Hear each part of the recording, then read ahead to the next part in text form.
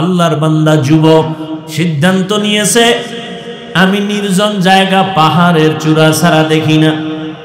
রহমতের নবী ঘটনার বিবরণ দিয়েছে। ওই যুবক পাহাড়ের চূড়ায় যাইয়া ইবাদতের জন্য ছোট একটা জায়গা নির্দিষ্ট করে ওখানে শুধু ইবাদতে কাটায়। একদিন, দুদিন, 3 দিন সিদ্ধান্ত নিল এতই মজা, কোনো দিন এই পাহাড়ের চূড়া ছেড়ে আর বের হবে না, কোথাও যাবে না। ঘরের মধ্যে বৃদ্ধা মা, আর কেউ নাই। ওই যুবক ইবাদতের মজা পেয়েছে। ও আল্লাহর বান্দা, ইবাদতের মধ্যে একটা আলাদা মজা আছে, এই মজা যে না পায় সে বুঝবে না। কুমিল্লার রসমালাই যে না খাবে তাকে বয়ান করে বোঝানো যাবে না। সেজদার মধ্যে যে কি মজা, যে সেজদা না দেয় তারে বোঝানো যায় না। যুবক ইবাদত কইরে এক মজা পেয়ে গেছে, পাহাড়ের চূড়ায় ইবাদত করে, বাড়ি ঘরেরও কোনো খেয়াল নাই, অতি আবেগে ইবাদত গুজার হয়ে গেল। এদিকে ঘরের মধ্যে বৃদ্ধা মা পাগলনির মতো হয়ে গেছে, আমার সন্তান আমার কাছে আসে না, ইবাদতের জন্য পাহাড়ে গেল, আমি মা কেমন যেন একটু পাগলনির মতো হয়ে গেলাম। সন্তানের চেহারাটা যদি দেখতে না পাই, আমি মায়ের কলিজাটা শান্ত করতে পারি না। একটা মা সন্তানের জন্য এতটা মায়া অন্তরে জমা নিয়ে চলে, দিন নাই রাত নাই মা একটা সন্তানের জন্য পেরেশানি হয়ে যায়। ঘর থেকে যখন বের হয়, আমি তো এখন বড়, আমার সংসার আছে, আমার স্ত্রী পরিবার আছে, আমি তো এখন বাংলাদেশে চলতে কোনো টেনশন লাগে না। এরপরও মা টেলিফোন করে, বাবা কোথায় আছো, খানা কখন খাইছো, কখন ঘুমাইছো, বাসায় গেছো নি, গোসল করছো নি, দেখছেন নি? এর নাম মা।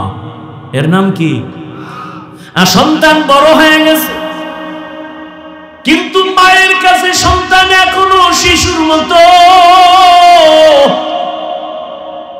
আমার এত সম্মান, কিন্তু মা যতই মানুষ আমারে বড় মনে করে, মায়ের কাছে আমি শিশুর মতো। আপনিও শিশুর মতো। ঘর থেকে বের হইয়া গেলে না আসা পর্যন্ত মায়ের অন্তর স্থির থাকে না। অন্তরের মধ্যে একটা পাগলের মতো হাউ মাউ একটা আগুন জ্বলে, কখন বাবা আসবে। যুবকেরা তো পাগল, ঘর থেকে কেমনে বের হবে? ঘুমের তো উঠা নামাজ রোজা তো নাই, সারা রাত মোবাইলের ডিউটি করছে। 10টা উঠাকে আম্মু একটু গরিবুর জামু। কেন? কয় আমার এক বন্ধুর সাথে মোলাকাত। আর ওদিকে তো মরণের আর এক ফাঁদ হাতের মধ্যে আছে, বাইক। যুবকদের মরণ নতুন ফাঁদের নাম বাইক। মা কয় আসবি কখন? কয় 1 ঘন্টা, গরিবুর থেকে চলে আসবো। মা তো কাজ করতেছে, কান সজাগ আছে, আমার সন্তান গরিব দিয়ে তাকায় 1 ঘন্টার মধ্যে চলে আসবে। 1 ঘন্টা চলে গেল, 2 ঘন্টা চলে গেল, 3 ঘন্টার সময় মায়ের অন্তরে একটা বাড়ি মারছে। মা মোবাইলটা নিয়ে টেলিফোন করে, বাবার কাছে কেউ ধরে না। দীর্ঘ টাইম মোবাইল করার পরে হঠাৎ কে যেন রিসিভ করে বলে, কে তুমি? বলে মোবাইলওয়ালার মা। কারোর বাবা নাই, আছে, বাবার কাছে দাও। বাবা মোবাইলটা কানে লাগায় কয়, কে তুমি? বলে তুমি কে? বলে আমি মোবাইলওয়ালার বাবা। বাড়ি কই? বলে আমার বাড়ি গাজীপুরের থেকে ভিতরে, এখানে। তাড়াতাড়ি চলে আসো গরিপুর বাজারে, সন্তানের লাশটা নিয়ে যাও। বাইক রাস্তার এক পার্শ্বে পড়ে আছে, লাশ আর এক পার্শ্বে, মাথা থেকে রক্তক্ষরণ হচ্ছে, তাড়াতাড়ি নিয়ে যাও। ইদানিং কালে যত মরণের খবর, অধিকাংশ সুস্থ মানুষ আর যুবকের লাশ বেশি। আর বাইক তাড়াতাড়ি মরার এক বুদ্ধি। আর অ্যাক্সিডেন্ট হইলেও তো মারাত্মক কঠিন অ্যাক্সিডেন্ট, বাঁচার উপায় থাকে না। ওই মায়ের অন্তর দাউ দাউ করে আগুন জ্বলে, কই আমার সন্তান? তুমি বড় হয়ে গেছো এটা মায়ের অন্তরে নাই। তোমার চেহারাটা দেখলে মায়ের কলিজা ঠান্ডা হয়। মা অন্তরে অন্তরে ধারণা আমার ইবাদত করনেওয়ালা সন্তান অনেক দিন হইছে আমার ঘরে আসে না, ইবাদত করে পাহাড়ের চূড়ায়, আমার চেহারা না দেখলে মন ভালো লাগে না। কেমনে আসবে? টেলিফোন নাই, চিঠি নাই, লোকজনও নাই। মা সিদ্ধান্ত নিতেছে কষ্ট যদি হয় আমি আমার সন্তানের চেহারা দেখার জন্য আমি প্রয়োজনে পাহাড়ের নিচে গিয়ে দাঁড়াবো। মা চিন্তা ভাবনা করিয়া সিদ্ধান্ত নিয়া এই বুড়া বয়সে আম্মা জান সন্তানকে দেখার জন্য ঘর থেকে বের হয়ে গেল। এমন টাইমে বের হয়েছেন সূর্যটা উপরে উঠছে, রোদের তাপ বেড়ে গেছে।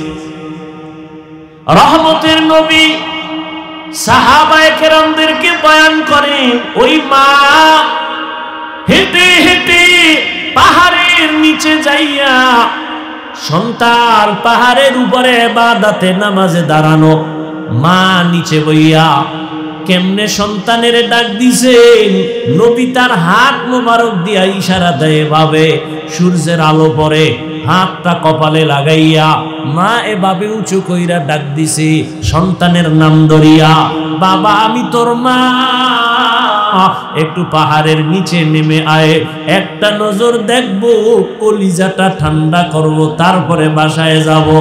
হাদিসে পাকে নবী বলেন ওই মা এমন সময় সন্তানের ডাক দিছেন, সন্তান তখন নামাজে দাঁড়ানো। সন্তান চিন্তায় পড়ে গেল, মা যে আমারে ডাক দিল, এখন কি আমি মায়ের ডাকে সাড়া দিব নাকি আল্লাহর মোহাব্বতে নামাজে দাঁড়ায় থাকবো? চিন্তা ভাবনা করিয়া যুবক নামাজে দাঁড়াইল, মনে সিদ্ধান্ত নিল আল্লাহর মোহাব্বতের মজার ইবাদত ছাড়বো না, মায়ের ডাকেও সাড়া দিব না। মা একবার ডাকছে, দুইবার তিনবার ডাকিয়া সন্তান যখন সাড়া দেয় না, মা হালকা অন্তরে কষ্ট নিয়া এবার বাড়ির দিকে রওনা ফিরিয়া যায়। মনে দুঃখ, বাবা তোরে দেখার জন্য আসছি, আমি কষ্ট করে আসছি, তুই আমার ডাকে সাড়া দিলি না, কষ্ট নিয়ে ফিরে গেলাম, আর আসবো না। সন্তান ইবাদতে দাঁড়ানো, মা নিয়ত করছে আর আসবো না। বাড়ি যাওয়ার পরে আবার অন্তরে আগুন জ্বলে উঠছে, সন্তানের যদি একটু দেখতে না পারি আমার মায়ের কলিজা ঠান্ডা হবে। একটা সন্তানের জন্য মা যে কত পাগল, এই পরিমাণ যদি সন্তান বুঝতো, সন্তান নিজের জীবনের চামড়া খুলিয়া মায়ের জুতা বানাইয়া জীবনটা মায়ের খেদমতের জন্য সন্তান হাদিয়া দিয়ে দিত। দুনিয়াদারি বাদ দিয়া বলতো, মা তোমার খেদমত ছাড়া কোনো খেদমত করব না। মায়ের অন্তরে এত দুঃখ, সন্তান ছাড়া মা কিছুই বুঝে না। নিজের স্বামীর জন্য এত কাঁদে না, সন্তানের জন্য মা যেই পরিমাণ কান্না করে। মায়ের চোখের পানি আর দোয়ার কারণে আল্লাহর কসম, ও যুবক এই চেয়ারে বসছি এই জন্যই তো বলেছিলাম বাবা ডাক্তার হও, ইঞ্জিনিয়ার হও, প্রফেসর হও, সাংবাদিক হও, ব্যবসায়ী চাকরিজীবী হও, তবে আমার দাবি কোনোদিন বেয়াদব হইও না। তোমার ব্যবহারে কোনোদিন যেন মা বাবা কষ্ট না পায়, তোমার আচরণে কোনোদিন যেন তোমার শিক্ষক কষ্ট না পায়, তোমার ব্যবহারে কখনো যেন আলেম ওলামারা কষ্ট না পায়। কারণ লিখে রাখো বাবা, মা বাবায় যদি তোমার ব্যবহারে কষ্ট পায় বরদোয়া চলে আসবে। বরদোয়া হাত উঠাইয়া করতে হয় না, আহ এই যে দুঃখ নিয়ে বলবে আহ, এটা একটা আগুন, আর ওই আগুন তোর কপালে লাগলে তুই শেষ, মরার আগেই শেষ। মা বাবার বরদোয়া লাগলে জীবনটা পঙ্গু হয়ে যাবে মরার আগে। শিক্ষকের অন্তরে যদি ব্যথা লাগে, কষ্ট পায়, বরদোয়া চলে আসবে, লেখাপড়ার জীবন নষ্ট হয়ে যাবে। ওলামায়ে কেরামের যদি কষ্ট দাও, তাদের অন্তরে কষ্ট লাগলে বরদোয়া যদি চলে আসে, তোমার চরিত্র জিন্দেগির হাত ছাড়া হয়ে যাবে। এজন্য মা বাবার দোয়া নাও, শিক্ষকের দোয়া নাও, ডাক্তার হলেও তোমার জীবন সফল, আলেম ওলামাদের নেক নজর নাও, তোমার জীবন সফল হবে। জেনারেল লাইনে থাকিও, তুমি ইঞ্জিনিয়ার হলেও তোমার সুনাম হবে সারা দেশব্যাপী। কবি নজরুলের ইতিহাস পড়ো, ওই কবি নজরুল তো মা বাবার দোয়ায় পড়ো দামি হয়ে গেল, সময়টারে মূল্যায়ন করেছে। তোমার মতো যদি সারা দিন রাত্র মোবাইলে গুনাহ করত, জীবনে কবি নজরুল হতে পারত না। চরিত্রহীন আল্লাহর কসম কোনদিন বড় হতে পারবে না। যে লাইনে থাক, যার চরিত্র ঠিক নাই, ওকে পৃথিবীর কেউ সম্মানের জায়গা দিবে না। এই জন্য আল্লাহ কোরআনে নিজে বলছেন, নিজে বলেন, আমাকে চিনতে চাও আগে নিজেকে চেনো। ওয়াফি আনফুসিকুম আফালা তুবসিরুন। তুমি নিজের মধ্যে তাকাইয়া কেন গবেষণা করো না? এজন্যই তো আল্লাহর প্রিয় বান্দা যারা, তারা বলেন মান আরাফা নাফসাহু ফাকাদ আরাফা রাব্বাহ। যে নিজেকে চিনে সে তার রবেরও চিনে। তুমি আমার আল্লাহকে চিনো না কেন? তুমি তোমাকে চিনো না। তুমি কে? তুমি কোথায় ছিলে? চিন্তা করো। তুমি আমি এমন একটা দুর্বল ছিলাম, জমিনে যেদিন আসছি কোনোদিন মা বলে ডাক দিতে পারি নাই, বাবা বলে ডাক দিতে পারি নাই। তোমার আমার এতটাই দুর্বলতা যে দাঁড়াতেও পারি না, পেটের ভেতরে ক্ষুধা, বলতে পারি না আম্মু খানা দাও। ঘুমের প্রয়োজন, বলতে পারি না শীত লাগে কাঁথা দাও, গরম লাগে পাখা দাও। তোমার আমার জীবনের প্রথম পুঁজি ছিল শুধু কান্না আর কান্না আর কান্না। এই কান্না দিয়ে সব আশা পূরণ করেছ রে বাবা। কান্না দিয়ে কি চাও? বাবাও বুঝে না, শুধু মা বুঝেন।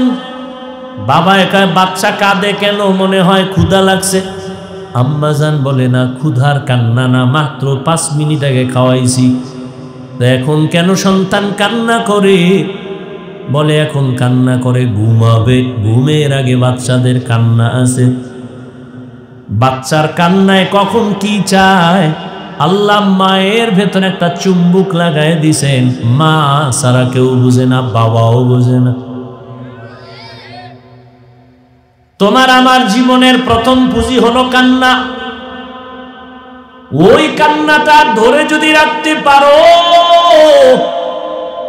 মা বাবার থেকে 99 গুণ মায়া মোহাব্বত আমার আল্লাহর বেশি। মায়ের কাছে যদি শুধু কান্না দিয়া জীবনের সব আশা পূরণ করতে পারো, আমার মালিকের দরবারে যদি এক ফোঁটা চোখের পানি ছেড়ে দাও, আর যদি বলো আল্লাহ মাফ করে দাও, বলা লাগবে না, টাকা লাগবে, এইটা লাগবে। আল্লাহ কয় শুধু সারেন্ডার হ, আমি তোর জীবনের প্রয়োজন বলার আগে মিটায় দিব। আতিনা ফি দারে দুনিয়া না হাসারাম, আতিনা ফি দারে উকবা না হাসান, ইয়া গিয়াসাল মুস্তাগীসিন ইহদিনা লিফতিখারা বিল উলুমে ওয়াল গিনা। হর গরি দে নেকো তু तैयार है, जो न मांगे उससे तू बेजार है। হাজারো লাখো মানুষ হইছে ওয়াজে, ফজরে মসজিদ খালি, কি লাভ হবে?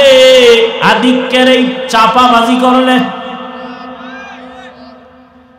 সারা জীবনের বয়ান এক পালায় যদি ওজন করো, ফজরের 2 রাকাত সুন্নতের সমতুল্য হবে না।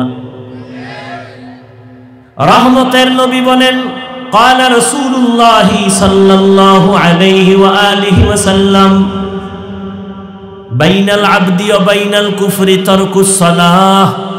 মুমিন আর বেঈমানের মধ্যে ব্যবধান হলো নামাজ। বেঈমানেরা নামাজ পড়ে না, মুমিনেরা নামাজ ছাড়ে না। বুঝ ঠিক করার জন্যই সব। আপনিও মুসলমান, আমিও মুসলমান, আপনার আমার আল্লাহ এক, নবী এক, কোরআন এক, কাবা এক, ধর্ম এক। অথচ আমি আপনাকে বয়ান করি টুপির জন্য, দাড়ির জন্য, নামাজের জন্য, পর্দার জন্য, হালালের জন্য। কেন? আপনিও মুসলমান, আমিও মুসলমান। আমি টুপি না পরলে লজ্জা লাগে। আপনি কেমন মুসলমান যে টুপি পরতে গেলে লজ্জা লাগে? আমি দাড়ি কাটলে লজ্জা পাই, তুমি কেমন মুসলমান যে দাড়ি রাখতে গেলে লজ্জা পাও? আমি মসজিদে না ঢুকলে লজ্জা পাই, বাবা তুমি কেমন মুসলমান যে মসজিদে ঢুকতে গেলে লজ্জা পাও? আমি পর্দা না করলে লজ্জা পাই, তুমি কেমন মুসলমান যে পর্দা করতে গেলে লজ্জা পাও? একমাত্র কারণ হলো বুঝের অভাব। সহি বুঝ এখন অন্তরে আসে নাই। আর বুঝটা তৈরি করার জন্য একটা মেডিসিন লাগবে। ওই মেডিসিনের নাম হলো তাকওয়া। কিয়ামত পর্যন্ত বয়ান যদি চলে আর ওই তাকওয়ার মেডিসিন যদি অন্তরে না আসে, আল্লাহর জাতের কসম কোনোদিনই মানুষ দ্বীনের পথে চলবে না। আমি হাফিজুর রহমান কেন আর মক্কা মদিনার ইমান কেন? স্বয়ং রাসূল যদি বয়ান করে ওর কপালে কালেমা আসবে। দলিল, যেই রহমতের নবীকে এক নজর দেখা মাত্র জাহান্নামের আগুন হারাম, যেই রহমতের নবীকে এক নজর দেখলে পেটের ক্ষুধা থাকে না, সেই রহমতের নবীকে একবার আর একদিন না, টানা 13 বছর দেখলো, বয়ান শুনলো, কালেমা বললো না। এত বড় বেঈমান কপাল পোড়ার নাম জানেননি? কি নাম? অন্যদিকে 27 বছরের একটা যুবক তরবারি নিয়ে তোরায় নবীকে জবাই করবে। কয় বছরের যুবক? রহমতের নবীর সামনে আইসা চেহারা মুবারক দেখা তরবারি ফালায় বলে, রহমতের নবী আমারে মাফ করে দেন, কালেমা রশি আমার গলায় পড়ায়া দেন। রহমতের নবী বলে হাতটা দেও। যুবকের হাত ধইরা নবী একটা নজর দিলেন।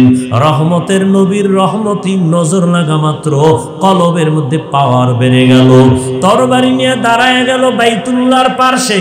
ধমক দিয়া কয়, রে আল্লাহর দুশমনেরা, ইসলামের দুশমনেরা, মুহাম্মদের প্রয়োজন নাই। যদি কোনো সাহস থাকে ওমরের তরবারির সামনে দাঁড়া, আমার তরবারি তোমাকে ফয়সালা করার জন্য যথেষ্ট। দেখছেন নি কারবার? তরবারি নিয়ে দৌড়াচ্ছে, নবীকে জবাই করবে, আর সে কালেমাওয়ালা হয়ে গেল। এর নাম কফাল। কপাল যদি পুড়িয়া যায়, রসুলের বয়ানও কপাল খুলে না। আর কপাল যদি খুলে, রসুলকে জবাই করতে এসেও কালেমা বল। আল্লাহ আমাদেরকে হেদায়েত দান করুন, সহিহ বুঝ দান করেন। ভাই যতই বাহাদুরি করি, আজকে আমি বক্তা বক্তা ভাব, আপনি খুব ক্ষমতার ভাব, টাকার ভাব, সাদা কাফনে যেদিন ঢুকবো সেদিন সব ভাব শেষ। নাকি কাফনে লেখা থাকবে বড় হুজুরের লাশ, টাকাওয়ালার লাশ, কোটি টাকার মালিক দেখো অভাব হয় না দূর, গরিব ঘুমায় আরাম করে মনটা বাহাদুর। ফেরাউনের লাশটা দেখো মিশর জাদু ঘরে, খায় না মাটি পোকা মাছি সবাই ঘৃণা করে। হৃদয়ে থাকিবে যার নম্রতা সদা, রহমত আসিবে সেথা প্রভুর ওয়াদা। বড়র বাড়াই থাকলে দিলে রহমত আসবে না, নিজেকে নিজে ছোট মনে করিও সদা। উঁচু জমিন থেকে পানি নিচু জমিনে যায়, তেমনি খোদার রহমত আসে নম্রতার হৃদয়। ভোগবিলাসের বাড়ি গাড়ি পরে রবে সব, ভোগবিলাসের বাড়ি গাড়ি পরে রবে সব, থাকতে সময় স্মরণ করো আল্লাহ আমার রব, থাকতে সময় স্মরণ করো আল্লাহ আমার রব। আল্লাহ তাআলা বলেন, ইয়া আইয়ুহাল্লাযীনা আমানুত্তাকুল্লাহা হাক্কা তুকাতিহ, ও দুনিয়ার মুমিন আল্লাহকে ভয় করো হক আদায় করে, ওয়ালা তামুতুন্না ইল্লা ওয়া আনতুম মুসলিমুন।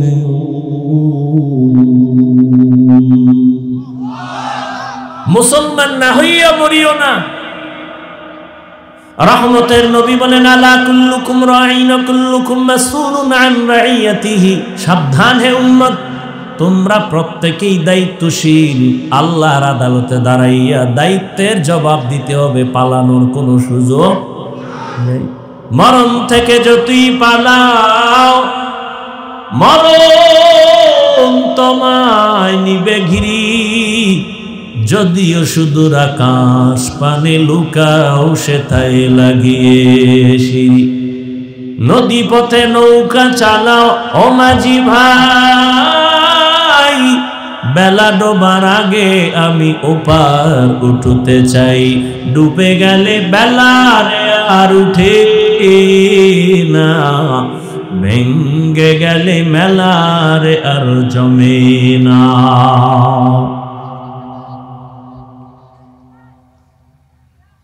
হেদায়েতের মালিক আমার আল্লাহ, কোন বক্তা হেদায়েতের মালিক?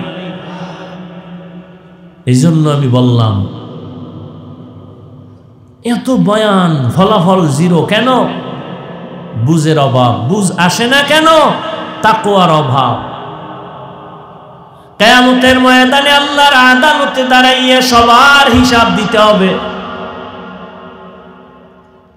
এই প্রোগ্রামের প্রচারণা বহুদিন ধরে চলে। অনেকে নিয়ত করছিল আসবে, কিন্তু আসতে পারে নাই, কপাল বড় খারাপ। হ্যাঁ, যদি জরুরি কোনো কারণে আসতে নাও পারে, রহমতের নবীর হাদিস মতে নিয়ত ভালো থাকলে না আসলেও সওয়াব পেয়ে যাবে। আর একদল আল্লাহর বান্দারা আসছেন, কিন্তু অনেকে বেহেশতের এই প্যান্ডেলে ঢুকতে পারে নাই। দোকানে ঘুরে ঘুরে আড্ডা দেয়, গল্প করে। আর এক দল এখানে ঢুকছেন, এই প্যান্ডেলের এত দাম, রহমতের নবী বলেন বসার সাথে সাথে জীবনের সব গুনাহ মাফ হয়ে গেল। এই বরকতি মজলিসে বসা সবার দ্বারা সম্ভব না, কারণ এমন একটা মজলিস, দুনিয়ার কোন টাকাওয়ালা যদি এমনি বসাইয়া বলে সবাই রে ৫,০০০ করে টাকা দিব, রাত্র ৩টা পর্যন্ত এখানে বসবা। এক নাম্বার কথা হলো, এই জান্নাতি মানুষগুলো পাইতো না, হয়তো কিছু গাঞ্জাখোর পাবে, কারণ ৫,০০০ টাকায় ৫ দিনের গাঞ্জা। এই জান্নাতি মানুষ আসবে না। আর সেই মানুষগুলোকে আনার জন্য কতটা মেহনত। বিশাল বড় সমাবেশ করে দুনিয়ার মানুষকে দেখাবার জন্য, আসা যাওয়ার গাড়ি ভাড়া ফিরি, বসার জন্য ভিআইপি অবস্থা, ফাঁকে ফাঁকে নাস্তা, না দিলে চেয়ারের বাড়ি, এরপরে নিয়ন্ত্রণের জন্য কত র্যাব, কত পুলিশ, কত কিছু। কিন্তু এই ময়দানটা এত মানুষগুলো নিয়ে আসছে, কারো ভাড়া দিছেনি, দিবেনি। নাস্তারও কোনো প্রেশানি নাই, বসার জন্য কোনো ভিআইপি ব্যবস্থা নাই। জমিনের মধ্যে এমন দুর্বল বিছানা আর কোথাও নাই। কোনো বিয়ার অনুষ্ঠানে যদি এরকম বিছানা দেয়, কেউ বিবাহের অনুষ্ঠানে বসবে না। কিন্তু এখানে বসার পরে ময়লা বিছানায় বসিয়াও মনে কষ্ট নাই। কে বড়, কে ছোট, কে আলেম, কে মূর্খ, সব একাকার হয়ে পড়ছে। আল্লাহ কয়, ফেরেশতা দেখে বড় ভালো লাগছে, এদের ঘোষণা দিয়া দাও, এদের জীবনের সব গুনাহ মাফ করে দিলাম। আতিনা ফি দারে দুনিয়া না হাসান آتنا في دار عقبانا حسن يا غياث المستغيثين اهدنا الافتخار بالعلوم والغنى ہر گوری دینے کو تو تیار ہے جو نہ مانگے اس سے تو بیزار ہے হেদায়েতের মালিক কে থাকবেন নি কিছুক্ষণ না আবার তারিখ দেওয়া আছে 12টার মধ্যে হাজির হইতে হবে মিস কলে হ্যাঁ আল্লাহ হেদায়েত দান করে একটা কিসসা শুনাই কি দুই একটা কিসসা না কইলে আমার নামটা আর জিন্দা থাকে হ্যাঁ দুই একটা কিসসা শুনার লাগে না তবে শুনে রাখো হ্যাঁ আল্লাহর জন্য হয়ে যাও দেখবা জীবন ধন্য তুমি ডাক্তার হও পৃথিবীর মধ্যে তোমার নাম উঠে যাবে তোমাকে আলেম হইতে কে বলে হুজুর হইতে কে বলে সবাই বলে অন্তত আমি বলি না বাংলাদেশে আমার মতো নাম্বার দ্বিতীয় কোনো বক্তা এরকম বলে না যে আমি হুজুর বানাইতে আসি নাই আমি যুবকদের পক্ষে যেই পরিমাণ কঠোর কথা বলি পক্ষে দ্বিতীয় বক্তার কোনো বয়ান আমার নজরে আসে নাই জীবন আমি স্কুলে পড়ার জন্য খুব জোর তাকিদ দেই স্কুল ছাড়বি না ওয়াদা কর কলেজ ছাড়বি না কে বলবে এই কথা আমি হুজুর বানাতে আসি না সত্যি আমি একবারও বলবো না তুমি হুজুর হও বলিনি বলবো না টুপি পরো একবারও বলবো না তুমি মাদ্রাসায় যাও তাবলিগে যাও পীরের কাছে যাও অথচ আমি ওই লাইনেরই মানুষ আমি শুধু পীরের মুরিদ না পীরের কঠোর মুরিদ যারা পীর মুরিদির বিরোধিতা করে আমি তাদেরকে কসম খাইয়া বলি তারা ভণ্ড শুধু ভণ্ড না এদের যারা ভণ্ড বলে না তারাও ভণ্ড যারা ওলিয়া উলিয়া মানে না এরা কোরআন মানে না বুখারী শরীফ মানে না এরা বাতিল এদেরকে যারা বাতিল বলে না তারাও বাতিল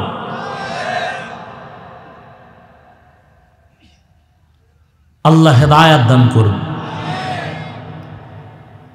এক যুবক আল্লাহর খুব প্রিয় গোলাম হয়ে গেছে বুঝ ঠিক হয়ে গেছে দুনিয়ার লাইনের এক যুবক জীবনে মাদ্রাসায় পড়েন কিন্তু আল্লাহওয়ালাদের নজরের মধ্যে পাওয়ার আছে ওই পাওয়ার লেগেছে তো অন্তরের পরিবর্তন শুরু হয়ে গেছে আরে ভাই এটা গাঞ্জাখোরের নজরেও পাওয়ার আছে আল্লাহর প্রিয় বান্দাদের নজরে পাওয়ার থাকবে না কেন আপনারা দেখেন না মাঝে মাঝে আপনাদের এলাকায় ধানের জমিন কদু গাছের জমিন খেতে জুতা টানায় জুতা টানায়নি মাঝে মাঝে কেন এটা বরকতের জিনিস নমরুদের গালে লাগছে জুতা টানাইলে কদুগুলো বড় হবে পোকা হবে না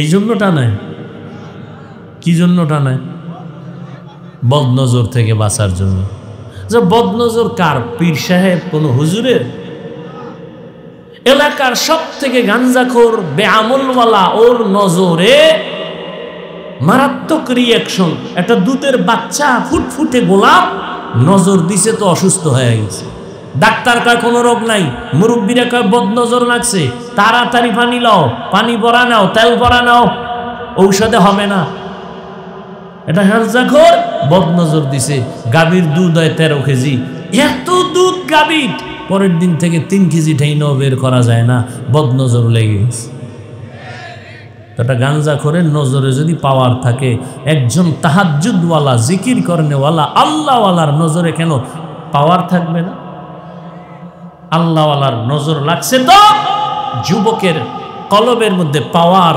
পরিবর্তন শুরু হয়ে গেছে এতদিন নামাজ পড়তে মজা লাগতো না এখন নামাজ না পড়লে মজা লাগে না কি যুবক বাবা আমি কিন্তু খুব খেয়াল করি আমি বলি নাই তুমি টুপি দাও পীরের কাছে যাও তাবলিগে যাও বরং আমি বলবো তুমি স্কুলে পড়ো আলহামদুলিল্লাহ ছাড়িও না স্কুল কলেজে পড়ো চাকরি করো ব্যবসা করো কোনো বাধা নাই পড়ো ডাক্তার হও, ইঞ্জিনিয়ার হও, প্রফেসর হও, তবে দাবি আমার একটা, শেষ বেলা বলবো দাবিটা কি। স্কুলে পড়ো, ডাক্তার হও, আমি কলিজা দিয়া দোয়া করি তুমি ডাক্তার হও, ইঞ্জিনিয়ার হও, প্রফেসর হও, সাংবাদিক হও, তবে একটা দাবি আমার থাকবে, ছোট্ট এক দাবি, আল্লাহ কবুল করেন শেষ সময় সেটা বলবো। যুবক, পরিবর্তন এসে গেছে, আল্লাহর ওলির নেক নজর লাগছে তো এখন নামাজ, নামাজ তো নামাজি, কেমন নামাজ? আজান হওয়া মাত্র আল্লাহর বান্দা মসজিদে আজানের আগেই হাজির হয়ে যায়। এক বেলার নামাজ, ওই বান্দার কোনো কাজা হয় না, কাজা হবে দূরের কথা, তাকবীরে উলাও তার ছুটে না। আল্লাহর বান্দা যুবক এতটাই ইবাদত করতে করতে আল্লাহর প্রিয় ইবাদতে মগ্ন হয়ে গেছেন। যুবক একদিন চিন্তা করে, আমি নামাজ পড়ি ঠিক, তবে আমি নামাজের পরে বাহির হইলি তো আমার একটু চোখের গুনাহ শুরু হয়ে যায়, বেগানার নজর লাগে, মানুষের পেরেশানি, এখান থেকে আমি বের হইয়া ভালো একটা নিরিবিলি জায়গা যদি পাইতাম, ওই জায়গায় গিয়া আমি আল্লাহর ইবাদতে শুধু দিন রাত কাটাইতাম, খানারও চিন্তা নাই, ঘুমানোরও চিন্তা নাই। ঘরের ভেতরে তার মা, বৃদ্ধা মা, আর কোনো মহিলা নাই। ওই যুবক ভাবতেছে কোথায় যাই আর নিরিবিলি আমি আল্লাহকে ডাকবো, কোলাহল মুক্ত হয়ে যাব, আমার যেন চোখের গুনাহ না হয়, আমার যেন জবানের কোনো গুনাহ না হয়। আমরা তো নামাজ পড়ি, বয়ান করি, কিন্তু প্যান্ডেল থেকে বের হইলেই তো গুনাহ শুরু হয়ে যাবে, জবানের গুনাহ, কানের গুনাহ, চোখের গুনাহ, অন্তরের গুনাহ। ওই যুবক ভাবতে ভাবতে ভাবতে হঠাৎ অন্তরের মধ্যে একটা জবাব এসে গেছে। বাড়ির দূরে একটি পাহাড় আছে, জঙ্গল, ওই পাহাড়ের চূড়ায় যাইয়া আমি আল্লাহর ইবাদতে কাটাবো, আর বাড়ি ঘরের চিন্তাও করব না। মানুষ একটা কাজে যখন ধ্যান দিয়া করে তখন খানা দানার ফিকির থাকে না, ঠিক আল্লাহর মুহাব্বতের বান্দারা যখন ইবাদতে মশগুল হয়ে যায় তখন আর দুনিয়ার লাইনে কানেকশন থাকে না, খানা দানার ফিকির থাকে না, কেমন যেন ইবাদত করলেই তার পেটের ক্ষুধা নিবারণ হয়ে যায়। ওই আল্লাহর বান্দা যুবক পাহাড়ের চূড়ায় গিয়া ইবাদত করার নিয়ত করে মায়ের থেকে বিদায় নিয়ে চলে গেল পাহাড়ের চূড়ায়, জঙ্গলে। বৃদ্ধা মা, ঘরের মধ্যে কেউ নাই, আল্লাহর মুহাব্বত তার অন্তরে গালেব হয়ে গেছে। ও আমার কলিজার যুবক, এই জন্যই তো বলেছি তোমার হুজুর হওয়ার দরকার নাই, কারণ আমার দেশে হুজুরের অভাব নাই, মাদ্রাসারও অভাব নাই, মাদ্রাসায় ছাত্রেরও অভাব নাই, মাওলানারও অভাব নাই, আমার দেশে ডাক্তারের অভাব, ইঞ্জিনিয়ারের অভাব। তুমি একজন ডাক্তার হও, তবে আমার ছোট দাবি তুমি কোনোদিন বেয়াদব হইও না রে বাবা। বাবা হাফিজ ভাই বেয়াদব হব না, তার ব্যাখ্যাটা কি?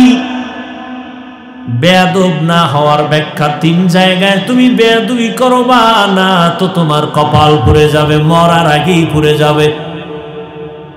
জানি না তুমি দেখছো কিনা যুবক, আমি রাস্তায় চলি, মাঝে মাঝে দেখছি অনেক পাগল যুবক, পাগল ল্যাংটা, কিন্তু ইংলিশে কথা বলে, আরবিতে কথা বলে।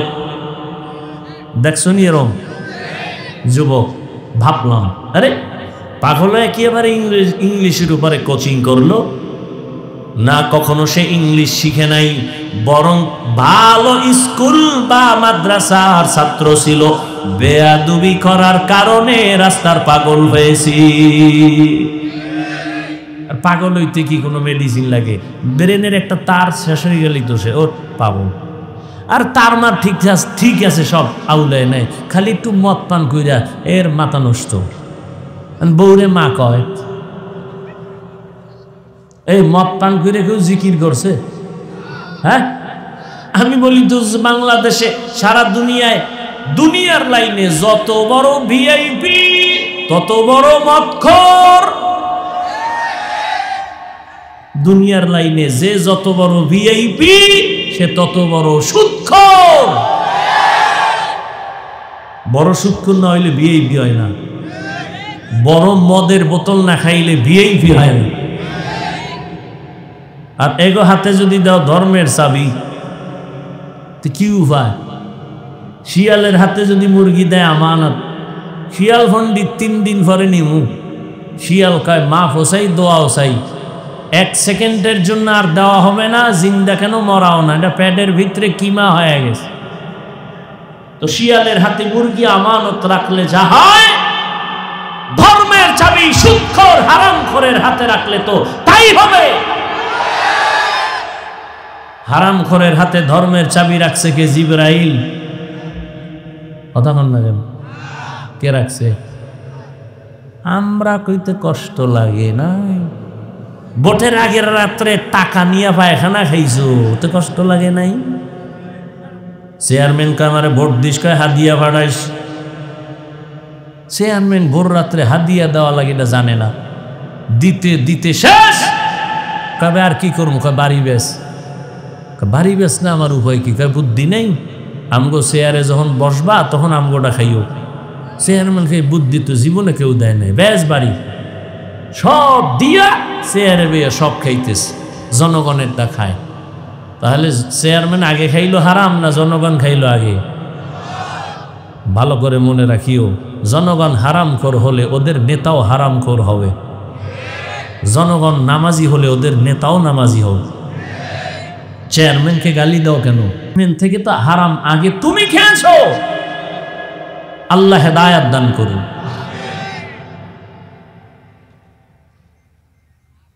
ভাইরা আমার, সরকারি বেসরকারি চাকরি করে জানা থাকলে আমাকে অল্প টাইমে জবাব দেন, কয় ঘন্টা ডিউটি বলেন? বেতন কত? নিম্নে 20,000। ধন্যবাদ। শুধু 20,000। টেবিলের তলে কত মুক্তা টুক্তা তো পড়ে আছে, ওর বাপ মা থুয়ে গেছে, খালায় থুয়ে গেছে, ওটি খাইব? ওটি যেমনে হেমনে যা। যেই গাছ তাড়াতাড়ি বড় হয় সেই গাছ তাড়াতাড়ি ধ্বংস হয়ে যায়। যারা রাতারাতি টাকা পয়সাওয়ালা হয়ে যায়, ও হারাম ছাড়া কেউ রাতারাতি বড় লোক হতে পারে না। আর ওই পথই এগুলো চলে যায়। ফট করে মাইয়ার কিডনি নষ্ট, নে 1 কোটি নেই। কি আল্লাহর কৌশলের সামনে কেউ টিকতে পারে? ওই আল্লাহর বান্দা যুবক, আচ্ছা আপনাকে মনে হয় ক্ষুধা লাগছে বেশি? এই তো মিশা কথা, লাগছে তো হালকা পাতলা। তবে যেই ক্ষুধা, এই কি চানাচুর খাইলে কমবে? বাদাম খাইলে কমবে? তো অজের ভ্যান্ডেলে এগুলি তো আদব না। 2 ঘন্টা না খাইলে মরে যাবেন। অজের ভ্যান্ডেলে এগুলো কেন? এটা বেচা কেনার মজলিস নাকি মিয়া? ওই যে বলছিলাম শুরুতে, থানায় আসামি নিয়ে ভিড়ায় কাঁদে না, আর ওয়াজের প্যান্ডেলে আল্লাহ আল্লাহরা বয়ান করে, মানুষ হাউমাউ করে কাঁদে। ওরে মারলো কে? এটা তো সেই প্যান্ডেল, তামাশা কেন? 2-1 ঘন্টা না খাইলে কি হবে? এখানে পান, এখানে চা, কেউ আবার গেছে বিড়ি টানতেছে, টাইনি টুনি আবার এত পুরান ওয়াজি চলতেছে। আল্লাহ হেদায়াত দান করুন। জিন্দেগি মে বন্দেগি তু কার নাহি,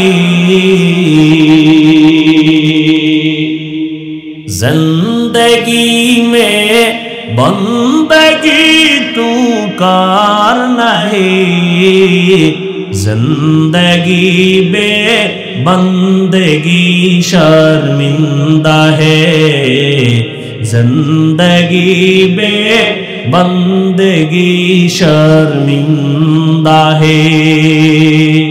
दुनिया में हो दुनिया का तलबगार न हो, बाजार से गुजर हो खरीदार न हो। ये दुनिया एक मिसल कागज फूल है, ये दुनिया एक मिसल कागज फूल है। जिंदगी में बंदगी तू करना है, जिंदगी में बंदगी शर्मिंदा है, जिंदगी में बंदगी शर्मिंदा है। जिंदगी में बंदगी कुन बंदगी, बंदगी में जिंदगी शर्मिंदगी। আল্লাহর বান্দা যুবক সিদ্ধান্ত নিয়েছে আমি নির্জন জায়গা পাহাড়ের চূড়া ছাড়া দেখি না। রহমতের নবী ঘটনার বিবরণ দিয়েছে। ওই যুবক পাহাড়ের চূড়ায় যাইয়া ইবাদতের জন্য ছোট একটা জায়গা নির্দিষ্ট করে ওখানে শুধু ইবাদতে কাটায়। একদিন দুদিন তিন দিন সিদ্ধান্ত নিল এতই মজা, কোনো দিন এই পাহাড়ের চূড়া ছেড়ে আর বের হবে না, কোথাও যাবে না। ঘরের মধ্যে বৃদ্ধা মা, আর কেউ নাই। ওই যুবক ইবাদতের মজা পেয়েছে। ও আল্লাহর বান্দা, ইবাদতের মধ্যে একটা আলাদা মজা আছে, এই মজা যে না পায় সে বুঝবে না। কুমিল্লার রসমালাই যে না খাবে তাকে বয়ান করে বোঝানো যাবে না। সেজদার মধ্যে যে কি মজা, যে সেজদা না দেয় তারে বোঝানো যায় না। যুবক ইবাদত কইরে এক মজা পেয়ে গেছে। পাহাড়ের চূড়ায় ইবাদত করে, বাড়ি ঘরেরও কোনো খেয়াল নাই, অতি আবেগে ইবাদত গুজার হয়ে গেল।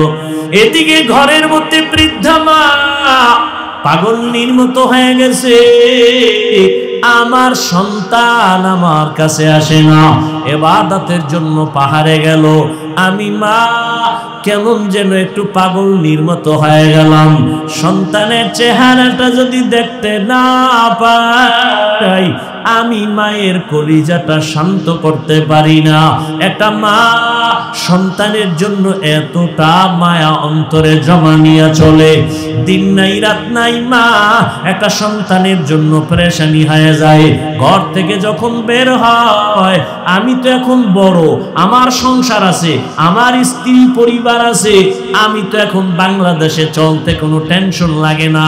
এরপরও মা টেলিফোন করে, বাবা কোথায় আছো, খানা কখন খাইছো, কখন ঘুমাইছো, বাসায় গেছো নি, গোসল করছো নি, দেখছেন নি? এর নাম মা। এর নাম কি? সন্তান বড় হয়ে গেছে, কিন্তু মায়ের কাছে সন্তান এখনো শিশুর মতো।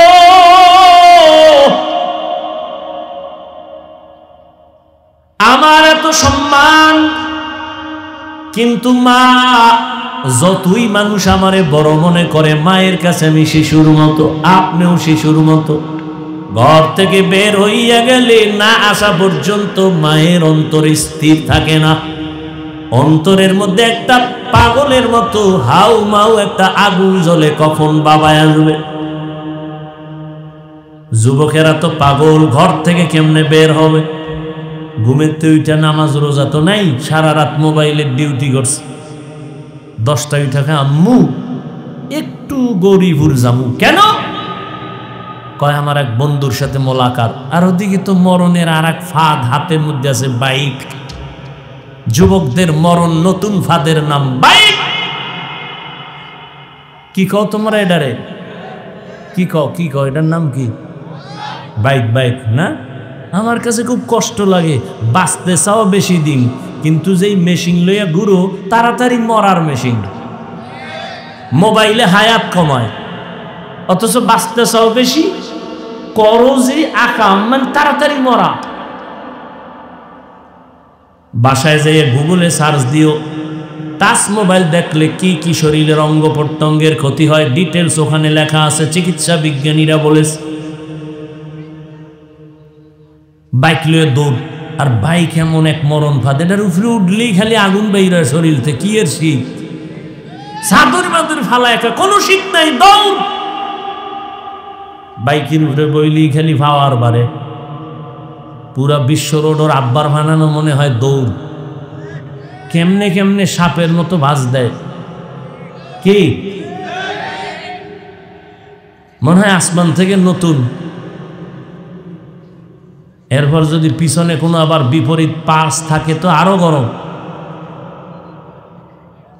এই ছেলে, মা কয় আসবি কখন? কয় 1 ঘন্টা, গরিপুর থেকে চলে আসবো। মা তো কাজ করতেছে, কান সজাগ আছে, আমার সন্তান গরিব দিয়ে তাকায় 1 ঘন্টার মধ্যে চলে আসবে। 1 ঘন্টা চলে গেল, 2 ঘন্টা চলে গেল, 3 ঘন্টার সময় মায়ের অন্তরে একটা বাড়ি মারছে। মা মোবাইলটা নিয়ে টেলিফোন করে, বাবার কাছে কেউ ধরে না। দীর্ঘ টাইম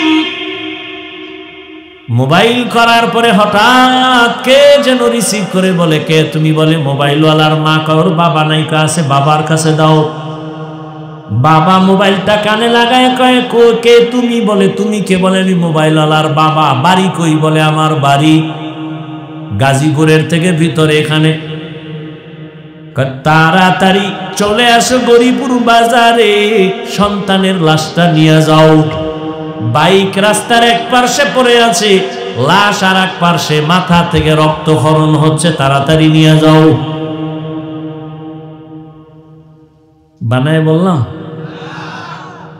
ইদানিং কালে যত মরণের খবর, অধিকাংশ সুস্থ মানুষ আর যুবকের লাশ বেশি। আর বাইক তাড়াতাড়ি মরার এক বুদ্ধি। আর অ্যাক্সিডেন্ট হইলেও তো মারাত্মক কঠিন অ্যাক্সিডেন্ট, বাঁচার উপায় থাকে না। ওই মায়ের অন্তর দাউ দাউ করে আগুন জ্বলে, কই আমার সন্তান, তুমি বড় হয়ে গেছো, এটা মায়ের অন্তরে নাই। তোমার চেহারাটা দেখলে মায়ের কলিজা ঠান্ডা হয়। মা অন্তরে অন্তরে ধারণা, আমার ইবাদত করনেওয়ালা সন্তান অনেক দিন হইছে আমার ঘরে আসে না, ইবাদত করে পাহাড়ের চূড়ায়, আমার চেহারা না দেখলে মন ভালো লাগে না। কেমনে আসবে? টেলিফোন নাই, চিঠি নাই, লোকজনও নাই। মা সিদ্ধান্ত নিতেছে, কষ্ট যদি হয় আমি আমার সন্তানের চেহারা দেখার জন্য আমি প্রয়োজনে পাহাড়ের নিচে গিয়ে দাঁড়াবো। মা চিন্তা ভাবনা করিয়া সিদ্ধান্ত নিয়া এই বুড়া বয়সে আম্মা জান সন্তানকে দেখার জন্য ঘর থেকে বের হয়ে গেল। এমন টাইমে বের হয়েছেন, সূর্যটা উপরে উঠছে, রোদের তাপ বেড়ে গেছে। রহমতের নবী সাহাবায়ে কেরামদেরকে বয়ান করেন, ওই মা হেঁটে হেঁটে পাহাড়ের নিচে যাইয়া, সন্তান পাহাড়ের উপরে ইবাদতে নামাজে দাঁড়ানো, মা নিচে বইয়া কেমনে সন্তানের ডাক দিছেন। নবী তার হাত মোবারক দিয়া ইশারা দেয় ভাবে, সূর্যের আলো পড়ে, হাতটা কপালে লাগাইয়া মা এভাবে উঁচু কইরা ডাক দিছে সন্তানের নাম ধরিয়া, বাবা আমি তোর মা, একটু পাহাড়ের নিচে নেমে আয়, একটা নজর দেখবো, কলিজাটা ঠান্ডা করব, তারপরে বাসায় যাব। হাদিসে পাকে নবী বলেন, ওই মা এমন সময় সন্তানের ডাক দিছেন, সন্তান তখন নামাজে দাঁড়ানো। সন্তান চিন্তায় পড়ে গেল, মা যে আমারে ডাক দিল, এখন কি আমি মায়ের ডাকে সাড়া দিব? নাকি আল্লাহর মোহাব্বতে নামাজে দাঁড়ায় থাকবো? চিন্তা ভাবনা করিয়া যুবক নামাজে দাঁড়াইল, মনে সিদ্ধান্ত নিল আল্লাহর মোহাব্বতের মজার ইবাদত ছাড়বো না, মায়ের ডাকেও সাড়া দিব না। মা একবার ডাকছে, দুইবার তিনবার ডাকিয়া সন্তান যখন সাড়া দেয় না, মা হালকা অন্তরে কষ্ট নিয়া এবার বাড়ির দিকে রওনা ফিরিয়া যায়। মনে দুঃখ, বাবা তোরে দেখার জন্য আসছি, আমি কষ্ট করে আসছি, তুই আমার ডাকে সাড়া দিলি না, কষ্ট নিয়ে ফিরে গেলাম, আর আসবো না। সন্তান ইবাদতে দাঁড়ানো, মা নিয়ত করছে আর আসবো না। বাড়ি যাওয়ার পরে আবার অন্তরে আগুন জ্বলে উঠছে, সন্তানের যদি একটু দেখতে না পারি আমার মায়ের কলিজা ঠান্ডা হবে। একটা সন্তানের জন্য মা যে কত পাগল, এই পরিমাণ যদি সন্তান বুঝতো, সন্তান নিজের জীবনের চামড়া খুলিয়া মায়ের জুতা বানাইয়া জীবনটা মায়ের খেদমতের জন্য সন্তান হাদিয়া দিয়ে দিত। দুনিয়াদারি বাদ দিয়া বলতো, মা তোমার খেদমত ছাড়া কোনো খেদমত করব না। মায়ের অন্তরে এত দুঃখ, সন্তান ছাড়া মা কিছুই বুঝে না। নিজের স্বামীর জন্য এত কাঁদে না, সন্তানের জন্য মা যেই পরিমাণ কান্না করে। মায়ের চোখের পানি আর দোয়ার কারণে আল্লাহর কসম, ও যুবক এই চেয়ারে বসছি এই জন্যই তো বলেছিলাম বাবা ডাক্তার হও, ইঞ্জিনিয়ার হও, প্রফেসর হও, সাংবাদিক হও, ব্যবসায়ী চাকরিজীবী হও, তবে আমার দাবি কোনোদিন বেয়াদব হইও না। তোমার ব্যবহারে কোনোদিন যেন মা বাবা কষ্ট না পায়, তোমার আচরণে কোনোদিন যেন তোমার শিক্ষক কষ্ট না পায়, তোমার ব্যবহারে কখনো যেন আলেম ওলামারা কষ্ট না পায়। কারণ লিখে রাখো বাবা, মা বাবায় যদি তোমার ব্যবহারে কষ্ট পায় বরদোয়া চলে আসবে। বরদোয়া হাত উঠাইয়া করতে হয় না, এই যে দুঃখ নিয়ে বলবে এটা একটা আগুন, আর ওই আগুন তোর কপালে লাগলে তুই শেষ, মরার আগেই শেষ। মা বাবার বরদোয়া লাগলে জীবনটা পঙ্গু হয়ে যাবে মরার আগে। শিক্ষকের অন্তরে যদি ব্যথা লাগে, কষ্ট পায়, বরদোয়া চলে আসবে, লেখাপড়ার জীবন নষ্ট হয়ে যাবে। ওলামায়ে কেরামের যদি কষ্ট দাও, তাদের অন্তরে কষ্ট লাগলে বরদোয়া যদি চলে আসে, তোমার চরিত্র জিন্দেগির হাত ছাড়া হয়ে যাবে। এজন্য মা বাবার দোয়া নাও, শিক্ষকের দোয়া নাও। ডাক্তার হলেও তোমার জীবন সফল, আলেম ওলামাদের নেক নজর নাও, তোমার জীবন সফল হবে। জেনারেল লাইনে থাকিও তুমি ইঞ্জিনিয়ার হলেও তোমার সুনাম হবে সারা দেশব্যাপী। কবি নজরুলের ইতিহাস পড়ো, ওই কবি নজরুল তো মা বাবার দোয়ায় বড় দামি হয়ে গেল, সময়টারে মূল্যায়ন করেছে। তোমার মতো যদি সারা দিন রাত্র মোবাইলে গুনাহ করত, জীবনে কবি নজরুল হতে পারত না। চরিত্রহীন আল্লাহর কসম কোনদিন বড় হতে পারবে না। যে লাইনে থাক, যার চরিত্র ঠিক নাই, ওকে পৃথিবীর কেউ সম্মানের জায়গা দিবে না। সম্মানের চেয়ার পেতে হলে দুইটা পুঁজি লাগবে, সুস্থতা আর সুন্দর চরিত্র। এই দোনোটা নষ্ট করে মোবাইল। মোবাইল কিডনি নষ্ট করে, ব্রেন নষ্ট করে, হার্ট দুর্বল করে, চোখের পাওয়ার নিয়ে যায়, কানের পাওয়ার নিয়ে যায় মোবাইল। তা তোমাকে অসুস্থ বানিয়ে ফেলতেছে এই মোবাইল, আর চরিত্র তো নাই। আর চরিত্র ঠিক না থাকলে পৃথিবীর কেউ তোমাকে সম্মানের জায়গায় বসাবে না। এজন্য মা বাবার দোয়া, শিক্ষকের দোয়া, উলামায়ে কেরামের নেক নজর যদি তুমি নিতে পারো, তোমার জীবন ধন্য হবে। এবার একটু তুমি চোখ বুলাইয়া খেয়াল করো, তোমার মতো কত যুবক জীবনে কোনোদিন মাদ্রাসায় পড়ে নাই, চাকরি জীবনে কোনোদিন আলিফ বাতাও শিখে নাই। এমন যুবক জেনারেল লাইনে থাকিয়া তোমার মতো বান্দা স্কুলে পড়ে, কলেজে পড়ে, চাকরি করে, ব্যবসা করে, 5 বেলার নামাজ পড়ে নাই। র‍্যাব, আর্মি, পুলিশ, বিডিআরের চাকরি করে, নামাজি অভাব নাই। তুমি কেন পারবা না রে যুবক? তোমার মতো যুবক রাস্তায় গাড়ি চালায়, নামাজ ছাড়ে না, বলো বাবা তুমি কেন পারো না? তোমার মতো যুবক তাকায় দেখো ব্যবসা করে নামাজি, তুমি কেন পারবা না? জানি না কার কপাল বড় খারাপ, কার বরদোয়া তোমার কপালে লাগছে তা জানা নাই। এখনো সময় আছে, তওবা করে নাও। মা বাবার দোয়া ছাড়া আল্লাহর কসম কোনোদিন সফলতা আসবে না। ওই মা আজকে ডাক দিয়া ফিরিয়া গেল, সন্তানের পাইল না। বাড়ি যাইয়া বসার পর আবার মায়ের অন্তরে জ্বালা শুরু হয়ে গেল। সন্তানের না দেখলে অন্তর আমার শান্ত হবে না। মা আর কয়েকদিন পর আবার সিদ্ধান্ত নিল, আমার সন্তানটাকে গিয়ে আবার আমি পাহাড়ের নিচে গিয়া ডাক দিব। মা আজ এই সিদ্ধান্ত নিয়া সকাল 10টার পরে সূর্য যখন উপরে উঠল, মা চলে গেল হেঁটে হেঁটে পাহাড়ের নিচে যাইয়া আবার ডাক দিছে, বাবা আমি তোর মা, পাহাড়ের নিচে আসছি, একটু আয়, চেহারাটা আমার একটু দেখায় দে, আমি মা তোর চেহারাটা দেখবো, এক নজর দেখিয়া চলে যাব। আজও সন্তান নামাজে দাঁড়ানো, নামাজে দাঁড়ায় ভাবতেছে আমি কি মায়ের ডাকে সাড়া দিব নাকি আল্লাহর মুহাব্বতে নামাজেই দাঁড়ানো থাকবো। চিন্তা করে এক পর্যায়ে সিদ্ধান্ত, মা আমাকে ডাক দিছে, তবে আল্লাহর মুহাব্বতের ইবাদতের মজা ছাড়ব না। আজও মা দ্বিতীয় দিনের মতো কষ্ট পাইয়া মা এবার শেষ পর্যায়ে বাড়ির দিকে চলে যায়। সন্তান মায়ের ডাকে আজও সাড়া দেয় নাই, ইবাদতে পাগল হয়ে গেছে। নামাজে দাঁড়াইয়া আল্লাহকে ডাকতেছে, মালিক তোমার ইবাদতের মজা আমাকে ভিন্ন হতে দেয় না। মা আজও দুঃখ নিয়ে বাড়িতে চলে গেল। রহমতের নবী হাদিসে পাকে ঘটনা উল্লেখ করেছেন, মা 2 বার কষ্ট পাইয়া চলে গেল। মা এবার সিদ্ধান্ত নিল আর সন্তানের কাছে আসবে না।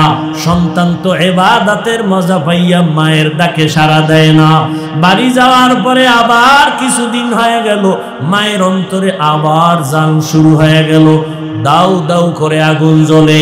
সন্তানের বিরহ, চেহারাটা দেখতে পারি না, মোহাব্বতের টান। মা এইবার সিদ্ধান্ত নিতেছে, এইবার আর একদিন আমি যাব। সন্তান যদি শেষবারের মতো আমার ডাকে সাড়া না দেয়, আর কোনোদিন আমি সন্তানের নিয়ে চিন্তা করব না। মা দুঃখিনী এভাবে করে করে আর একদিন রওনা হয়ে গেল। হেঁটে হেঁটে যাইয়া আবার পাহাড়ের নিচে দাঁড়াইয়া মা ডাক দিয়ে কয়, সন্তান 2 দিন পর্যন্ত এসে ফিরে গেছি, আজ আমি আসছি, আজকে একটু আমারে দেখা দাও, এক নজর তোমারে দেখে চলে যাব।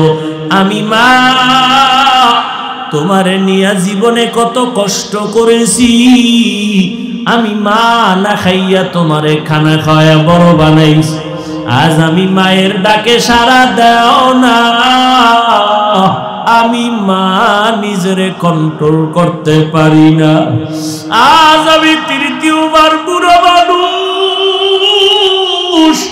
কত কষ্ট করে আসছি, আমাকে আজ একটু দেখা দাও। সন্তান আজও নামাজের মধ্যে দাঁড়াইয়া চিন্তায় পড়ে গেল, মায়ের ডাকে আমি সাড়া দিব নাকি আল্লাহর মুহাব্বতের ইবাদতে আমি মশগুল থাকব। আজও সিদ্ধান্ত নিয়া আল্লাহর বান্দা ইবাদতের মধ্যেই মশগুল, মায়ের ডাকে আর সাড়া দেয় নাই। এইবার মা সর্বশেষ কষ্ট পাইয়া এক যে 2 দিন গেল জবানে কিছু বলে নাই, হালকা কষ্ট পেয়েছে। আজকে মা আল্লাহর আরশে আজিমের দিকে তাকাইয়া একটা কথা হঠাৎ বলেই ফেলল, ও দয়ার মালিক, যেই সন্তান আমার ডাকে 3 বার সাড়া দিল না, ওরে তুমি জিনাকারিনী মহিলার চেহারা না দেখাইয়া মরণ দিও না। মায়ের কথা আরশে আজিমে চলে গেল, জিনা করাইয়া না, জিনাকারিনী এক মহিলা শুধু চেহারাটা দেখাইও, এটা আপনার আমার জন্য কোনো বরদোয়া কোনো কিছু? সারাদিন বেগানার চেহারা যদি দেখতেই থাকো, এটা তো কিছুই না।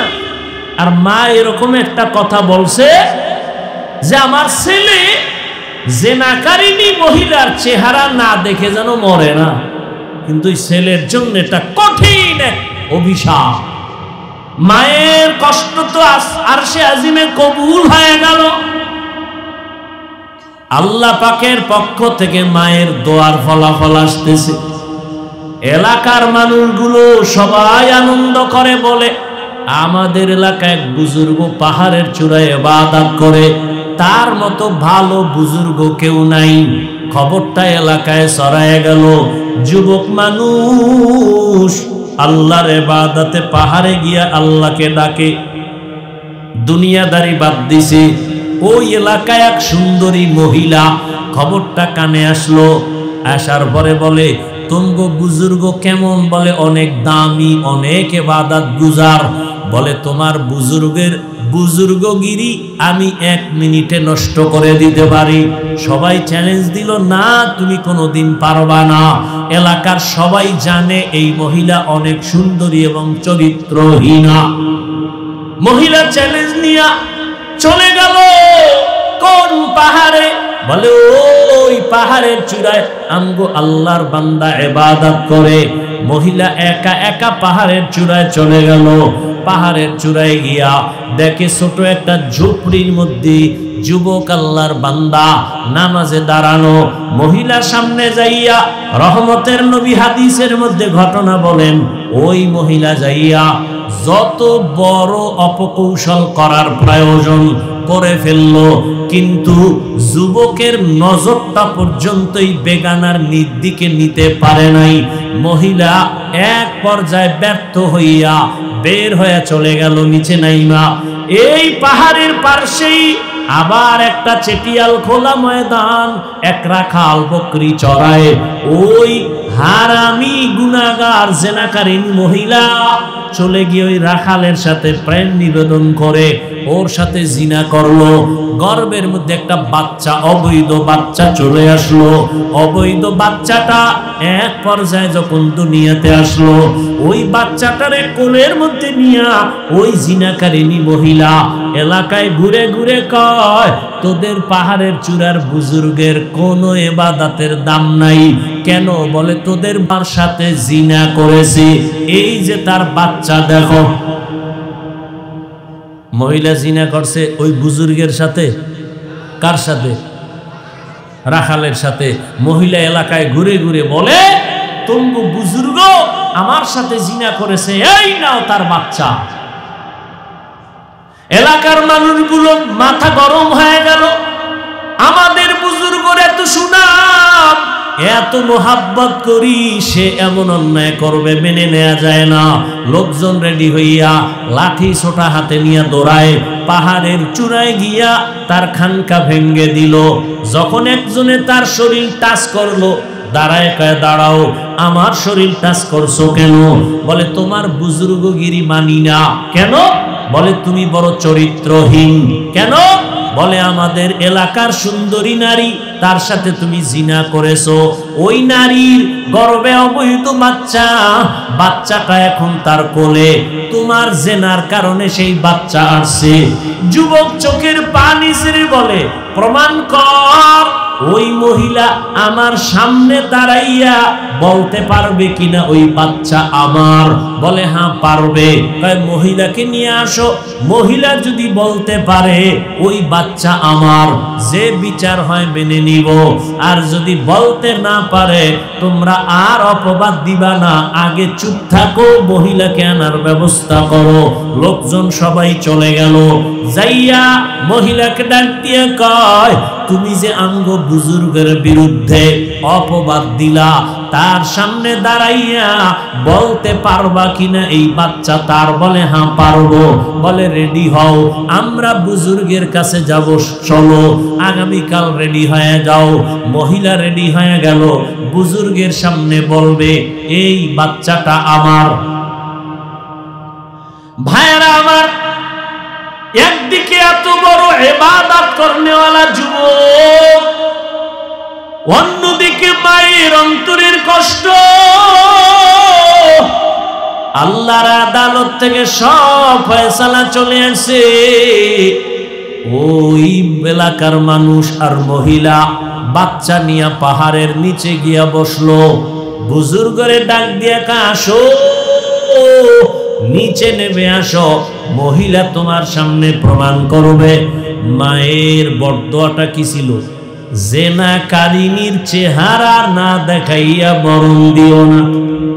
জেনা করবে মরবে এমনটা বলে নাই, জেনাকারিনীর শুধু চেহারাটা দেখবে, এতে ওর জীবনের ইবাদত বরবাদ। এরে আমার পর্দার আড়ালের মা বোনেরা, ও যুবক, ওই মা সামান্য এতটুকু কথা বলছেন, জিনাকারিনীর চেহারাটা দেখে মরবে, বেগানার চেহারা দেখে মরবে, আর আগে যেন না মরে। এই সামান্য কথাটা তার জন্য কত ভয়ঙ্কর। আর তুমি আমি কত বেগানার চেহারা দেখে দেখে চোখ নষ্ট, জবান নষ্ট, অন্তর নষ্ট হয়ে গেল। আল্লাহর ভয় অন্তরে নাই। এরে আল্লাহর বান্দারা, এই জন্য আমার আল্লাহ বলেন, আমার ভয় অন্তরে জমা করো। খাঁটি মুসলমান হইয়া কবরে যাও, আমার আদালতে দাঁড়াইয়া হিসাব দেওয়ার ভয় অন্তরে জমা করো। এক জাররা পরিমাণ গুনাহ থাকলে তুমি খাঁটি মুসলমান হইয়া দাঁড়াতে পারবা না। ওই আল্লাহর বান্দা, বুজুর্গ, যুবক, আবেদ যখন খবর পাইল জিনাকারিনী মহিলা পাহাড়ের নিচে হাজির, হাজার হাজার মানুষ দেখার জন্য আসছে, আল্লাহর বান্দা নিচে নেমে আসার আগে 2 রাকাত নামাজে দাঁড়ায়া কান্না শুরু করেছে। এবার বলে, ও দয়ার মালিক, আমি তোমার ইবাদতের জন্য বড় আশিক হইয়া আমার বাড়ি ঘর বাদ দিয়া আমি পাহাড়ের চূড়ায় চলে আসলাম। ও আল্লাহ, তোমার মোহাব্বত যেন একনিষ্ঠতার সাথে পাই। দুনিয়ার লোক, দুনিয়ার সব বাদ দিয়া তোমার মোহাব্বত পাওয়ার জন্য এখানে আসি। নির্জনে তোমারে ইবাদত করব, ডাকবো। কিন্তু আজ আমার কপালে কি আসলো বুঝি না। তবে আবার মনে হয় আমার মা বুঝি অন্তরে কষ্ট পেয়েছে। ওই মা 3 দিন আমাকে দেখতে আসছেন। আমি তোমার মোহাব্বতে এতটাই মশগুল, আমি আমার মায়ের ডাকে সাড়া দেই নাই। মনে হয় আমার মা অন্তরে ব্যথা পেয়েছে। আজ আমার উপরে না হয় এই বিপদ কেন আসবে, জিনার অপবাদ কেন আসবে? ও আল্লাহ, আমি আমার বৃদ্ধা মায়ের কাছে গিয়া ক্ষমা চাইব। আজকে তুমি আমাকে এই অপবাদ থেকে পবিত্রতার ব্যবস্থা করে দাও। ও আল্লাহ, তুমি জানো আমি কোনো জিনা করি নাই। ও আল্লাহ, তুমি কুদরতের দরজা খুলিয়া দাও, ইজ্জতের হেফাজত করো। আমার যদি বদনাম হইয়াই যায়, মানুষ তখন তোমার ইবাদতের প্রতি বাজে মন্তব্য করবে। যুবক নামাজ পড়িয়া কান্না করিয়া আল্লাহর কাছে দোয়া করিয়া এবার পাহাড়ের নিচে নেমে গেল। নিচে নাইমা দেখে ওই জিনাকারিনী মহিলা দুধের বাচ্চা নিয়ে দাঁড়ানো। এবার চেহারার দিয়ে তো নজর পড়ে গেল। মাও তো বলেছিল জিনাকারিনীর চেহারাটা না দেখা পর্যন্ত যেন ওর মরণ না হয়। এখন বাধ্য হইয়া জিনাকারিনীর চেহারার দিয়ে তাকায় বলে, এই জিনাকারিনী, বল এই বাচ্চা কার? বলে বাচ্চা তোমার। বলে নাউজুবিল্লাহ, এই বাচ্চা তো আমার না। বলে অবশ্যই তোমার। এখন যুবক কান্না করে, অন্তরে আমার মালিকের ডাকতেছে, আল্লাহ রাস্তা খুলে দাও। হঠাৎ তার অন্তরে একটা জবাব এসে গেল। যুবক ডাক দিয়া কয়, এই জিনাকারিনী, বাচ্চাটা আমার হাতে দাও।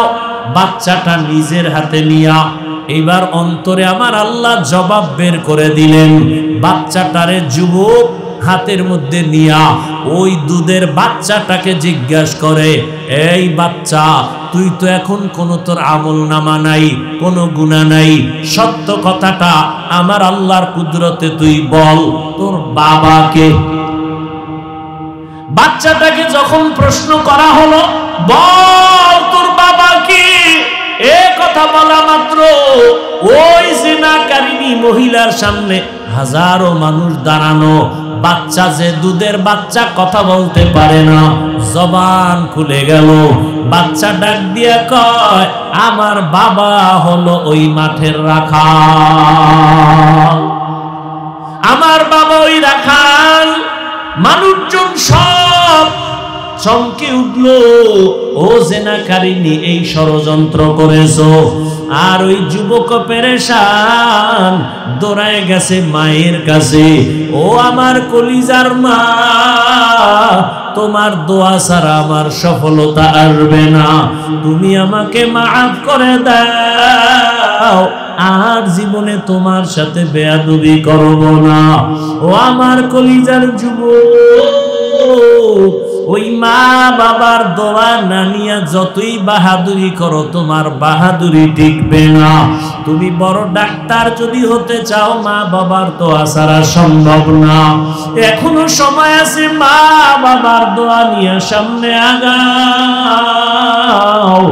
একটা ভালো ডাক্তার হও, ইঞ্জিনিয়ার হও, ওই মা বাবার শিক্ষকের দোয়া নাও, আলেম ওলামাদের দোয়া নাও। ও পর্দার আড়ালের আম্মা জানেরা, আপনাদের সন্তান যদি ভালো বানাতে হয়, আপনাদের দোয়া ছাড়া, চেষ্টা ছাড়া সম্ভব হবে না। এরে আম্মা জান, এই দুনিয়ায় যত ভালো ভালো সন্তান আছে, আপনাদের অবদান, ভালো সন্তান আপনাদের কারণে, কারণ আপনারা নবীদের মায়ের মতো দামি, সাহাবায়ে কেরামদের মায়ের মতো দামি, হাফেজে কোরআন আলেমদের মায়ের মতো দামি। আপনারা তো খাদিজা রাদিয়াল্লাহু আনহার মতো দামি নারী, ফাতেমা রাদিয়াল্লাহু আনহার মতো দামি নারী, আয়েশা রাদিয়াল্লাহু আনহার মতো দামি নারী। ও পর্দার আড়ালের আম্মা জান, আপনার মতো কত মা এই অঞ্চলে এখনো আছে, বেপর্দায় চলে না, নামাজ ছাড়ে না, স্বামীর মাল নষ্ট করে না, মোবাইলে সময় নষ্ট করে না। সন্তান আল্লাহ দান করেছেন, ডাক্তার বানাবেন, তবে বেয়াদব বানাবেন না, আদর্শ ডাক্তার বানায় দেন, আদর্শ ইঞ্জিনিয়ার বানাবেন। নবীজির আদর্শ নিয়ে সবাইকে সম্মান করবে, গুণামুক্ত হয়ে চলবে। ডাক্তার হলো সন্তানের জীবন ধন্য, এর বরকতে আপনার জীবনটাও পরকালে ধন্য হবে। এরে আম্মা জান, এখনো সময় আছে, তওবা করেন। জীবনে তো বেপরদায় কম ঘুরলেন না, আজকে থেকে নিয়ত করেন আর বেপরদায় চলবেন না, স্বামীর মাল খেয়ানত করবেন না, আর কোনদিন সন্তানকে লাইন ছাড়া চালাবেন না, মোবাইলে সময় নষ্ট করবেন না। আমার যুবক বাবারা, এখনো সময় আছে, তওবা করে নাও। দুনিয়ায় কতদিন আর থাকবা? চোখের সামনে শুধু লাশ আর লাশ, গাড়ির নিচে যুবকের লাশ, পানির নিচে ঘুমের বিছানায় যুবকের লাশ। আল্লাহর কাছে তওবা করে নাও, মনের বুঝাও রে মন, জীবনে তো দাড়ি কম কাটলাম না, নামাজ কম ছাড়লাম না, বেপরদায় কম চললাম না, আর জীবন কতদিন আছে জানা নাই। আজকে থেকে তওবা করে নাও, জীবনে আর নামাজ ছাড়বা না, দাড়ি কাটবা না, বেপরদায় চলবা না। মা বাবার দোয়া নিয়া, শিক্ষকের দোয়া নিয়া, উলামায়ে কেরামের পরামর্শ নিয়া, নবীজির আদর্শ মেনে চলবা। তওবা করার মতো যদি অন্তর তৈরি হয়, খাঁটি তওবার নিয়ত যাদের আছে, দুটো হাত আল্লাহকে দেখাইয়া দাও। আয় আল্লাহ, হাতগুলো কবুল করে নেন, তওবা কবুল করে নেন। আয় আল্লাহ, গুনার কারণে ফিরাইয়া দিয়েন না রে মালিক, মেহেরবানি করে আমাদের তওবা কবুল করে নেন। তওবার উপরে মজবুত হইয়া চলার মতো তৌফিক দান করেন, আমিন। আলহামদুলিল্লাহি রাব্বিল আলামিন, ওয়াসসালাতু ওয়াসসালামু আলা সাইয়্যিদিল আমবিয়াই ওয়াল মুরসালিন ওয়া আলা আলিহি ওয়া আসহাবিহি আজমাইন। ইয়া আরহামার রাহিমিন, ইয়া আরহামার রাহিমিন, ইয়া আরহামার রাহিমিন। রাব্বিরহামহুমা কামা রাব্বায়ানি সগীরা। আল্লাহুম্মা ইন্নাকা আফুউন কারীম তুহিব্বুল আফওয়া ফা'ফু আন্না। আল্লাহুম্মা ইন্না নাসআলুকা রিযাকা ওয়াল জান্নাহ ওয়া নাউযু বিকা মিন সাখাতিকা ওয়ান নার। ও দয়ার মালিক, গুনাহের বোঝা নিয়ে আপনার দরওয়াজায় হাজির। কুদরতের নজর দিয়া দেখেন এই ময়দানে কত আপনার গোলাম, ওলামায়ে কেরাম, মুরব্বী, হাজী সাহেব, ব্যবসায়ী, চাকরিজীবী, ছাত্র ভাই, যুবক, মা বোনেরা হাত তুলেছেন। ও দয়ার মাওলা, গুনার কারণে বেজার হয়ে খালি বিরাইয়া দিয়েন না। তওবার নিয়তে হাত তুলেছি, আর গুনাহ করব না। আয় আল্লাহ, গুনার কারণে আমার হাত না পাক, আমার চোখ না পাক, আমার জিহ্বা না পাক, আমার অন্তর না পাক। মেহেরবানি করে আমাদের জীবনের সব গুনাহগুলো মাফ করে দেন আল্লাহ। আয় আল্লাহ, মাহফিল কবুল করে নেন, আয়োজনকারী সহযোগিতাকারীদেরকে কবুল করে নেন, এলাকায় শান্তি দান করেন, মা বোনদের আবেদা পর্দাওয়ালা বানায় দেন, সন্তানগুলো নেককার বানায় দেন। আয় আল্লাহ, প্রত্যেক মা বাবাকে আদর্শ সন্তানের মা বাবা বানায় দেন। আয় আল্লাহ, আমার কলিজার যুবকদের দিনদার বানায় দেন, মোবাইলের গুনাহের থেকে হেফাজত করেন, পরীক্ষার্থী যারা কামিয়াবি দান করেন। আয় আল্লাহ, এলাকার ঘরে ঘরে শান্তি দান করেন, সুন্নাতওয়ালা জিন্দেগি দান করেন, সারা দুনিয়াবাসীকে মাফ করে দেন। আয় আল্লাহ, প্রবাসে যারা ব্যবসা চাকরি করে হেফাজত করেন, বাংলাদেশ শান্তির দেশ বানায় দেন, জুলুম থেকে হেফাজত করেন, 5 ওয়াক্ত নামাজি আমাদের বানায় দেন, নামাজ কাজা হওয়া থেকে হেফাজত করেন, নবীজির রওজায় গিয়া সালাম দেওয়ার তৌফিক দান করেন, বাইতুল্লাহর গিলাফ ধরে লাব্বাইক বলার তৌফিক দান করেন।